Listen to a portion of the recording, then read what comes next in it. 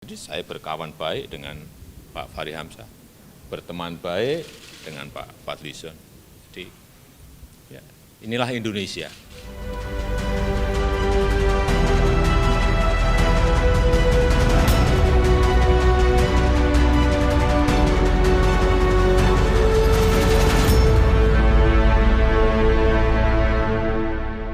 Assalamualaikum warahmatullahi wabarakatuh. Kembali berjumpa dengan saya Hersun Arif dari Forum News Network. Heboh soal OTT atau operasi tangkap tangan terhadap Menteri Kelautan Edi Prabowo sudah mulai mereda. Sekarang KPK sudah menentukan siapa-siapa yang akan menjadi tersangka. Kemudian Edi Prabowo sendiri juga sudah menyatakan minta maaf dan mengundurkan diri dari kabinet. Begitu juga dengan posisinya sebagai Wakil Ketua Umum Gerindra. Nah, sekarang yang menjadi spekulasi siapa yang akan masuk menggantikan Edi Prabowo sebagai Menteri Kelautan. Spekulasi ini muncul karena ketika kita kemudian mencermati apa yang dinyatakan oleh Sekjen DPP Gerindra Ahmad Muzani. Ahmad Muzani, sebagaimana kita ketahui beberapa kemarin hari Jumat yang lalu, menyampaikan beberapa statement dan salah satu yang perlu kita garis bawahi pernyataannya minta maaf kepada Presiden Jokowi dan Wakil Presiden Ma'ruf Amin. Dan kemudian yang mengindikasikan bahwa Gerindra masih ingin bertahan dalam kabinet adalah pernyataan bahwa dia yakin bahwa pelayanan publik akan tetap berjalan dan proses pembangunan pemerintahan Jokowi juga akan terus berjalan. Ini artinya apa? Menyiratkan bahwa Gerindra ingin tetap bersama dengan Jokowi. Dan dengan begitu juga Gerindra juga menolak desakan agar Menhan Prabowo mengundurkan diri dari kabinet. Desakan ini muncul dari berbagai kalangan, termasuk salah seorang mantan kadernya, yakni mantan Wakil Ketua Umum Gerindra Arief Puyono. Yang cukup mengejutkan sekarang rumor politik tingkat tinggi ini menyebutkan bahwa Fadlizon akan menggantikan posisi Edi Prabowo. Tentu saja kita semua terkejut karena memang kita tidak menduga bahwa nama Fadlizon akan kembali muncul dalam bursa sebagai anggota kabinet Presiden Jokowi. Sebab kita tahu posisi Fadlizon seperti apa. Dia sangat kritis terhadap pemerintahan Jokowi. Dan yang terakhir adalah bagaimana sikap Fadlizon menanggapi kepulangan Habib Rizik Syihab.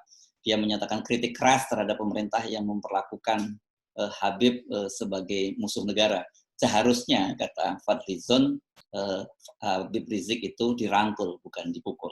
Sebagaimana telah kita ketahui, Habib Rizik telah kembali ke tanah air tepat pada Hari Pahlawan, tanggal 10 November. Saya termasuk yang mulanya berpendapat seharusnya pemerintah merangkul Habib Rizik, seorang warga negara, seorang ulama, dan juga seorang tokoh masyarakat yang banyak sekali pengikutnya di Indonesia, merangkul dalam arti sebagai warga negara, karena beliau selama 3,5 tahun kurang lebih berada di Arab Saudi dan mengalami juga berbagai macam dinamika, bahkan fitnah di sana, di Arab Saudi. Dan akhirnya bisa kembali ke tanah air dengan selamat, disambut oleh lautan manusia.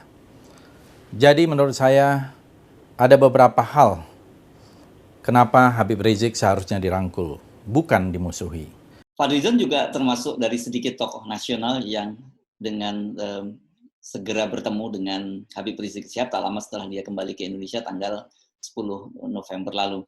Bahkan ketika dia datang ke Petamburan, ditanya oleh wartawan, dia menyampaikan satu sinyal yang sebenarnya ini lebih pada harapan bahwa Pak Prabowo mungkin akan segera bertemu dengan Habib Rizik Syihab. Kedatangan Fadlizon maupun statement-statementnya itu menunjukkan dan sekali lagi menegaskan bahwa Fadlizon posisinya berada sebagai oposisi, kendati partainya, Partai Gerindra, berada di pemerintahan Jokowi Ma'ruf. Kalau sekarang kemudian namanya muncul, ini tentu saja sangat mengagetkan. Di dalam Partai Gerindra sendiri, saat ini Fadlizon telah tersingkir dari inner circle, dari elit kekuasaan, karena dia sekarang digeser posisinya hanya menjadi seorang wakil ketua Dewan Pembina Gerindra, dan yang kelihatan sekali bahwa dia juga kehilangan jabatan di DPR. posisinya sebagai Wakil Ketua DPR saat ini ditempati oleh Sufmi Dasko Ahmad yang sekarang di partai menjadi Ketua Harian. Jadi dengan posisi Fadlizon seperti itu agak sulit membayangkan bahwa dia yang akan menggantikan Edi Prabowo sebagai Menteri Kelautan. Tetapi bila melihat dampak yang muncul akibat kasus dari Edi Prabowo, maka sebenarnya Fadlizon dari sisi Gerindra, dari sisi kepentingan untuk memperbaiki citra Gerindra, merupakan pilihan yang sangat tepat. Bagaimanapun juga, Fadlizon adalah seorang politisi yang cukup berpengalaman matang, dia di DPR, jadi dia bukan figur yang tepat kalau kemudian harus dipromosikan masuk ke kabinet. Kedua juga citranya sebagai seorang figur yang kritis, punya posisi landasan moral yang cukup kuat, dan ini tentu sangat dibutuhkan untuk kembali memperbaiki citra dari Gerindra. Ini tentu saja menjadi pertimbangan yang menarik mengapa kemudian nama Fadlizon menjadi salah satu kandidat kuat untuk menggantikan Edi Prabowo. Selain matang sebagai politisi, yang tidak boleh kita lupakan adalah posisi kedekatan Fadlizon dengan Prabowo Subianto. Sebenarnya kalau kita runut ke belakang, kedekatan Fadlizon ini memang sudah jauh terentang panjang. Dia sudah dekat dengan Prabowo sejak dia masih aktif di kemiliteran.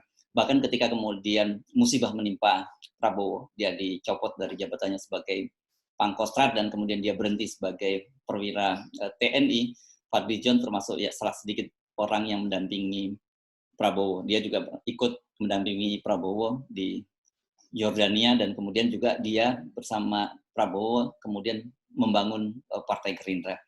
Jadi sebenarnya Fadlizon adalah salah satu inner circle dan orang kepercayaan dari Prabowo. Hampir dipastikan bahwa Fadlizon tidak mungkin mengkhianati Prabowo. Bahwa kemudian saat ini Fadlizon tersingkir dari Partai Gerindra tentu saja tidak bisa menghilangkan hubungan kedekatan dengan Prabowo yang sudah terentang begitu panjang. Jangan lupa sebenarnya ketika Prabowo masuk ke kabinet atau Gerindra masuk ke kabinet, sebenarnya Fadlizon termasuk yang mendorong Prabowo untuk jika masuk dia menjadi Menteri Pertahanan. Ini pernah disampaikan oleh Fadlizon dan bahkan dia mengklaim bahwa dialah orang pertama kali menyampaikan ide itu kepada Prabowo.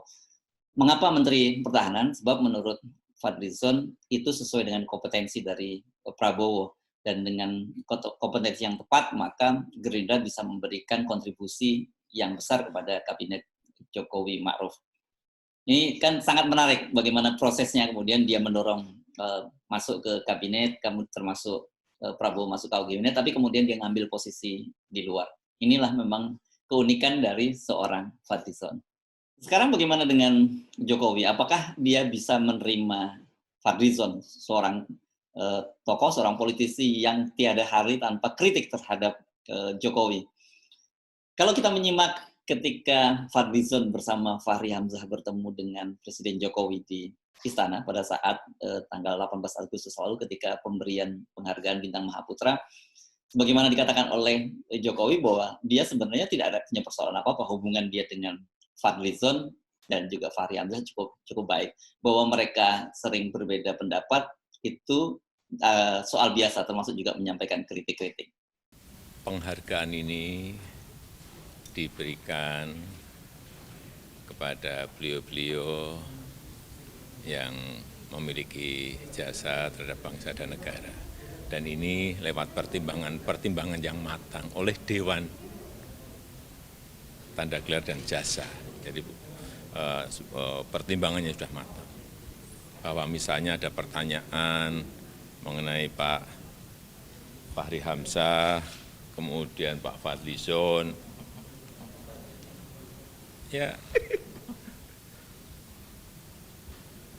berlawanan dalam politik, kemudian berbeda dalam politik, ini bukan berarti kita ini bermusuhan dalam berbangsa dan bernegara. Ya inilah yang namanya negara demokrasi. Jadi saya berkawan baik dengan Pak Fahri Hamzah, berteman baik dengan Pak Fadlizon.